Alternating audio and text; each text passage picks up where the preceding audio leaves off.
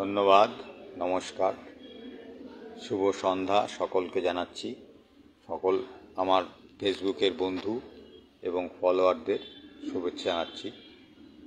আপনারা দেখতেই পাচ্ছেন, নিশ্চয়ই আমাকে বুঝতে পারছেন, আমি এখন হসপিটালে আছি। এই যে বিভিন্ন দেখতে পাচ্ছেন,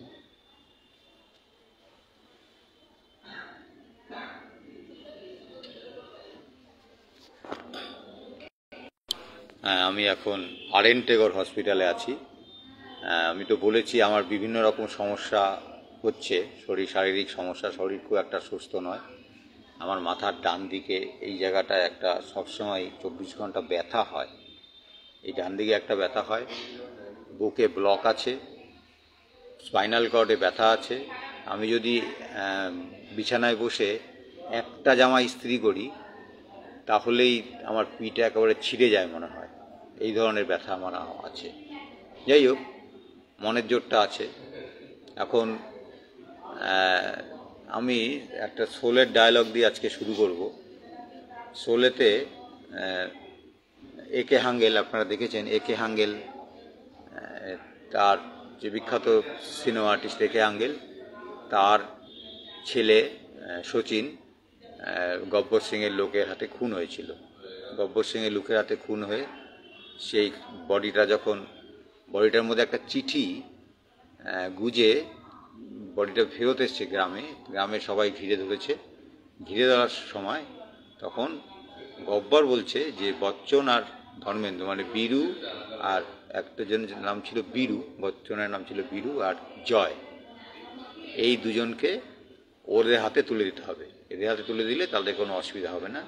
আদারওয়াইজ ওই শচীনকে যেভাবে মেরেছে সেভাবে সবাইকে মারা হবে।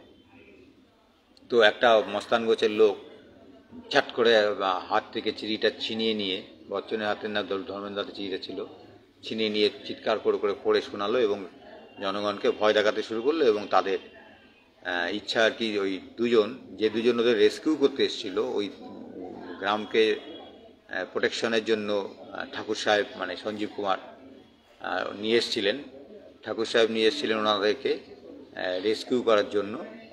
তো তাদের দুজনকে ওই ডাকাত তো ভয় পেয়ে ওদেরকে হাতে তুলে দিতে বলেছে। হ্যাঁ, তো মোটামুটি সবাই ঠাকুর সাহেবের এগেনস্টে চলে গেছেন এবং গ্রামকে মোটামুটি একটা কায়দা কবজা করে নিয়েছে যে ওদেরকে তুলে দেওয়াই হবে। সেই সময় একে হাঙ্গেল, যার পুত্র মারা গেছিল, তিনি বললেন যে সবচেয়ে বড় বোঝ কি? সবচেয়ে বড় বোঝ হচ্ছে পিতার কাঁধে পুত্রের লাশ। পিতার কাঁধে পুত্রের লাশ সবচেয়ে বড় বোঝ। আমি যদি সেই বোঝ বহন করতে পারি তাহলে তোমরা পারবে না কেন? তখন একটা ডায়লগ দিয়েছিল যে জিল্লত কি জিন্দগি সে ইজ্জত কি মত আচ্ছি হয়, অর্থাৎ অপমানের জীবনের চেয়ে মর্যাদার মৃত্যু অনেক ভালো। আর শোলেতে আমজাদ খানের যে বিখ্যাত ডায়লগ ছিল, জো ডর গায়া সমঝো মর গায়া। আমিও ঠিক তাই বলছি, যে ভয় পেয়ে গেছে ভেবে নাও সে মরে গেছে। আমরা যে গ্রুপ করেছি, কারণ এই গ্রুপ এখন পে কমিশন যেহেতু আমাদেরকে 50% কোটা দিতে চাইছে, তা রেকমেন্ড করেছে, এবং 6 বছরের পরীক্ষার একটা রেকমেন্ড করেছে। এত বছর ধরে পশ্চিমবঙ্গে 6টা পে কমিশনের মধ্যে প্রথম 5টা পে কমিশনই এটা দেয়নি, কিন্তু এই সরকারের পে কমিশন, 6ষ্ঠ পে কমিশন কিন্তু 50% কোটা এবং 6 বছরের পরীক্ষা দেওয়ার সুযোগ, এই সুযোগটাকে কিন্তু তারা রিকমেন্ড করেছে। এখন এই রিকমেন্ড করলেই পাওয়া যাবে না, সেই তিক্ত অভিজ্ঞতা আমাদের আছে 1996 সালে 12 নম্বর স্কেল পাওয়ার ক্ষেত্রে। তো আমাদেরকে লড়তে হবে। কল করছি না, লাইভ করছে।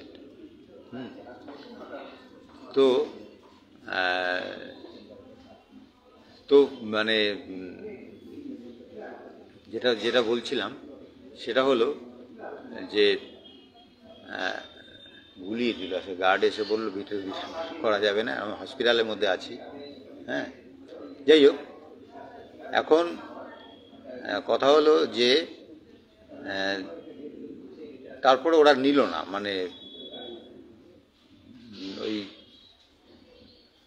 হ্যাঁ সরি সরি মনে পড়ছে, মানে বয়স বেড়ে গেছে তো কখন কি বলি আর মাঝখানে গুলিয়ে দিল।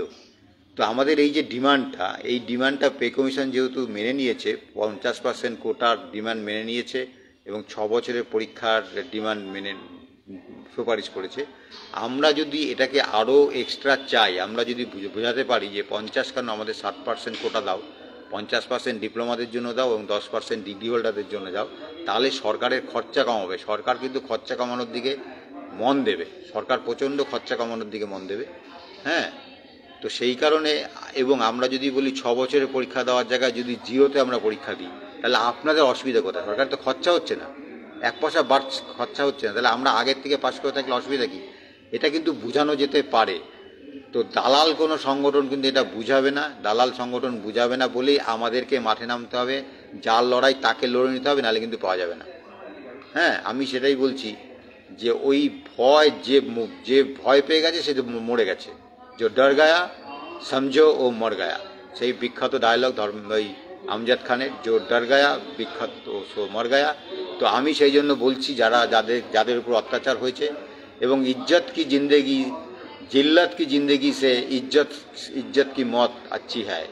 আমি প্রাণজিৎকে মূলত বলছি, প্রাণজিৎ দত্ত উত্তর কলকাতার জেলা সেক্রেটারি প্রোগ্রেসিভ, তারপর 4 বার আক্রমণ হয়েছে, 4 বার তারপর আক্রমণ হয়েছে, এবং 4র্থবার তার ট্রান্সফার হয়েছে সাগরদিঘিতে। এরা এত বড় নিষ্ঠুর, এত বড় অমানবিক। প্রাণজিৎ হাওড়ায় বাড়ি, হাওড়ার থেকে সে কলকাতাতে একটি বাড়ি ভাড়া নেয়, কলকাতায় বাড়ি ভাড়া নেয় এই কারণে, মেয়েটিকে সে পড়াবে, মেয়েটিকে সে কলকাতায় রেখে পড়াবে। সে আকাশ বা ফিরজি এই জাতীয় কোনো একটা শিক্ষা প্রতিষ্ঠানে মেয়েটি পড়ছিল, এবং সেই সময় তাকে সাগরদিঘিতে ট্রান্সফার করে দেয়। একমাত্র অপরাধ হলো সে এইচডি এর নেতৃত্ব ছিল এবং প্রচণ্ড জনপ্রিয় ছিল প্রাণজিৎ। কৌশিককে ট্রান্সফার করে দিল ক্যানিংয়ে, স্ট্যান্ড রিলিজ। কৌশিককে ট্রান্সফার উইথ স্ট্যান্ড রিলিজ।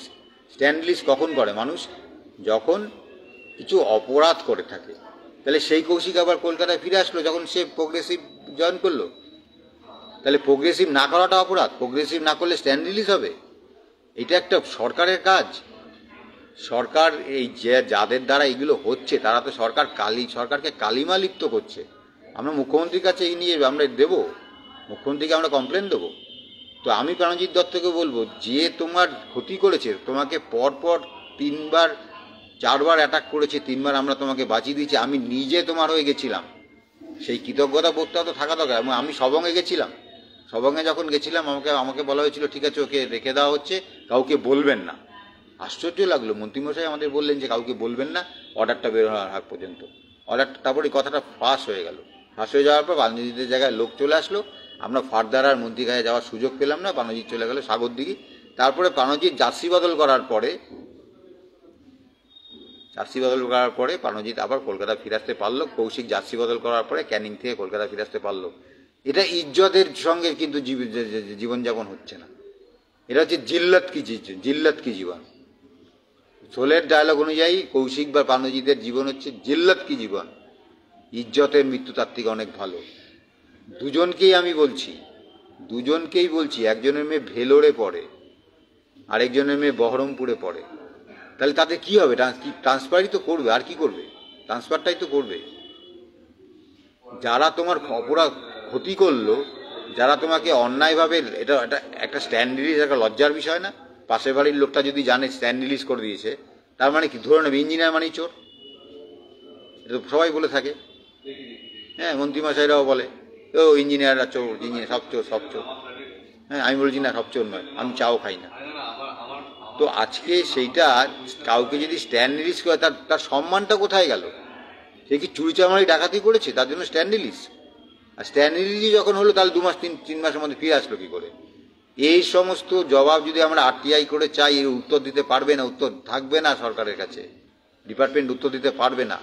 সেই জন্য বলি যে ফিরে এসো। হ্যাঁ, সিট দ্বারা প্রত্যেকের সমান থাকে না। হ্যাঁ, তফাৎ শুধু সিট দ্বারায়। মানুষ তো মানুষই হয়, তফাৎ ওই যে আমার মুখস্থ নেই, শ্রীজাতর একটা কবিতা আছে যে মানুষ তো মানুষই হয়, তফাৎ শুধু সিট দ্বারা। হ্যাঁ, সিট দ্বারা ডিফারেন্স আছে। তোমরা তো নিজেরা নিজেদের কাছে লজ্জা পাচ্ছ, নিজেরা নিজেদের কাছে লজ্জিত পাচ্ছ। তোমরা ফিরে এসো, কি করবে? ট্রান্সফার করবে, এর বেশি কি আর করবে? তোমাদের ট্রান্সফার করে খুব কিছু ক্ষতি করতে পারবে না। তোমার মেয়ে তোমাদের সঙ্গে থাকে না, তোমাদের দুজনেরই মেয়ে তোমাদের সঙ্গে থাকে না। আরেকজনের ট্রান্সফার হয়ে গেছে, সে কিন্তু ফিরে আসতে পারছে না। আরেকজন, মানে আমাদের উৎসাহ কি করে নষ্ট হয়? একটি ছেলে মেকানিক্যাল ইঞ্জিনিয়ার, তাকে দিয়ে মাটি কাটার কাজ করাচ্ছে, আমি নাম বলছি না। মাটি কাটা হয়, বাচ্চা ছেলে, একদম বাচ্চা ছেলে, 30-32 বছর বয়স, বিরাট লম্বা চওড়া। তার তো নবদ্বীপের না কোথায় যেন ট্রান্সফার হয়েছে, তাকে পানিশমেন্ট ট্রান্সফার করা হয়েছে। কিন্তু বারাসাতে থাকাকালীন তাকে দিয়ে যখন জোর করে মাটি কাটা, জোর করে চুরি করানোর চেষ্টা করা হচ্ছিল, সে করবে না চুরি। সেই লড়াইয়ে যখন অ্যাসিস্ট্যান্ট ইঞ্জিনিয়ারকে আমরা ডেপুটেশন দিতে যাই, আমাদের নামে এফআইআর হয়, আমাদের 5-6 জনের নামে এফআইআর হয়, থানা পুলিশ হয়, এফআইআর হয়, এবং স্পট অ্যারেস্ট করার, মানে মন্ত্রীকে দিয়ে, মন্ত্রীর নির্দেশ ছিল যে একদম অ্যারেস্ট করতে হবে, কিন্তু ওখানকার এমএলএ দাঁড়িয়ে যায়, অ্যারেস্ট হয় না। তারপরে মামলা তুলে নিতে বাধ্য হয় এবং এক্সিকিউটিভ ইঞ্জিনিয়ার অ্যাসিস্ট্যান্টের শাস্তি হয়। ওই কেসে এক্সিকিউটিভ ইঞ্জিনিয়ার এবং অ্যাসিস্ট্যান্ট শাস্তি হয়, এবং আমাদের ছেলেটির ভালো জায়গায় পোস্টিং হয়, এবং আমাদের যে 5-6 জনের নামে এফআইআর হয়েছিল, সেই এফআইআর ওরা তুলে নিয়েছে। দুপক্ষই এফআইআর করেছিল, আমরাও পাল্টা এফআইআর করেছিলাম, এবং আমাদের পাল্টা এফআইআর এবং আমাদের যে বিভিন্ন চিঠিচাপাটিতে এক্সিকিউটিভ ইঞ্জিনিয়ার অ্যাসিস্ট্যান্টের শাস্তিমূলক বদলি হয়, এবং জুনিয়র ইঞ্জিনিয়ারও একটা ভালো বদলি হয়। কিন্তু তার 6-7 মাস পরে তাকে ট্রান্সফার করে নবদ্বীপ না কোথায় যেন পাঠানো হয়েছে। আজকে 2-3 বছর ধরে সে কিন্তু ফিরতে পারেনি, তা সেও চলে গেছে ওখানে। তাহলে আমাদের উৎসাহটা থাকবে? এত যে যার পিছনে লড়াই করা হলো, আমার সঙ্গে যোগাযোগ রাখে, আমাদের সম্মেলন হওয়ার পর আমাকেই পার্সোনালি ফোন করেছিল, ভালো। কিন্তু ইদানিং 2-1 ওর পোস্ট দেখে হতাশ হয়েছি যে বাধ্য হয়ে গেছো, কিন্তু সেই সংগঠনের পক্ষে পোস্ট করছো কী করে? যে সংগঠন তোমাকে জোর করে নিয়ে গেছে, ভয় দেখিয়ে নিয়ে গেছে, সে সংগঠনে তুমি যাবে কেন? আরও একজন, আমি তারও নাম বলছি না, 3.5 লক্ষ টাকা তার মেয়ের ব্লাড ক্যান্সারের চিকিৎসার জন্য আমরা 3.5 লক্ষ টাকা যাকে দিয়েছি, মানে লোন দিয়েছি। কে লোন দেয়? প্রয়োজনের সময় কে? সে তো টাকা পেয়ে গেছে, কারণ গভর্নমেন্টের থেকে, হেলথ স্কিম থেকে টাকা পেয়ে গেছে, এবং আমাদেরও টাকা শোধ দিয়ে দিয়েছে। কিন্তু সেটা তো শোধ দিয়েছে, কিন্তু ইনিশিয়াল তাকে যে দেওয়া হয়েছে সেই কৃতজ্ঞতা থাকবে না। আবার বিপ্লবী পার্টি এবং অতি বিপ্লবী একটা দল করে, আমি নাম বলছি না, এই জন্য কৌশিক প্রাণজিতের নাম বলেছি, কারণ তাদের উপর আক্রমণ হয়েছে। হ্যাঁ, তার জন্য ওদের নাম বলেছি, ওরা আমার ক্লোজ। হ্যাঁ, কিন্তু এই অতি বিপ্লবী দল করে, বিপ্লবী দল না, অতি বিপ্লবী দল করে। আমি তো বলবো, আমি ওদের লোকজনের সঙ্গে, যে আমি তো অনেককেই চিনি, অনেক দলেরই লোকজনকে চিনি, অনেকের সঙ্গে আমার পার্সোনাল আলাপ আছে, থাকলে বলবো ভাই তোমরা বিপ্লব করো, আর তোমাদের 3.5 লক্ষ টাকা যাকে আমরা হেল্প করলাম সেও চটি চাটতে চলে গেল। যাই হোক, আমরা লড়াইয়ের ময়দানে আছি। আমাদের যদি করতে হয়, ওই কোটা যদি আদায় করতে হয়, প্রাণজিৎ প্রমোশন পাবে না কোটা না হলে। 50% কোটা হলে তবেই প্রাণজিৎ প্রমোশন পাবে, আদারওয়াইজ প্রাণজিতের চাকরি কম, সার্ভিস লেন্থ কম আছে। আর WRDতে অ্যাসিস্ট্যান্ট ইঞ্জিনিয়ার জুনিয়র ইঞ্জিনিয়ার রেশিওটা ভালো না, কারণ 341টা ব্লকে 341 জন জুনিয়র ইঞ্জিনিয়ার আছে, যার এগেনস্টে কোনো অ্যাসিস্ট্যান্ট নেই। তাহলে প্রাণজিৎ কিন্তু 50% কোটার লড়াইয়ে যদি আমাদের সঙ্গে না নামে, তাহলে ও পাবে না। আমার কি দরকার? আমি তো পরীক্ষা দেবো না, আমি তো রিটায়ার করে যাবো কয়েক মাস বাদে। আমার 310 দিন মেডিকেল আছে, এবং আমি দেখতেই পাচ্ছেন আমি হসপিটাল থেকে লাইভ করছি। এই যে আমি হসপিটাল ডাক্তার দেখাতে এসেছি, আমার বুকে ব্লক আছে, আমি ডাক্তার দেখাতে এসেছি, ব্লক দেখাতে এসেছি। এই যে আমার এইখানে, এই দেখুন, এই যে পুরো হসপিটাল। হ্যাঁ, যাই হোক, যে কোনো সময় আমাকে ডাক্তার ডাকবে, কিন্তু আমি 24 ঘন্টা আপনাদের সঙ্গে আছি। আমি হসপিটালে এসেও আপনাদের সঙ্গে লাইভটা শেয়ার করলাম, সকলের সঙ্গে লড়াইয়ের ময়দানে আছি। আজকে লাইভটা এই জন্য বন্ধ করলাম না। সকলকে ধন্যবাদ জানিয়ে শেষ করছি। ধন্যবাদ, নমস্কার।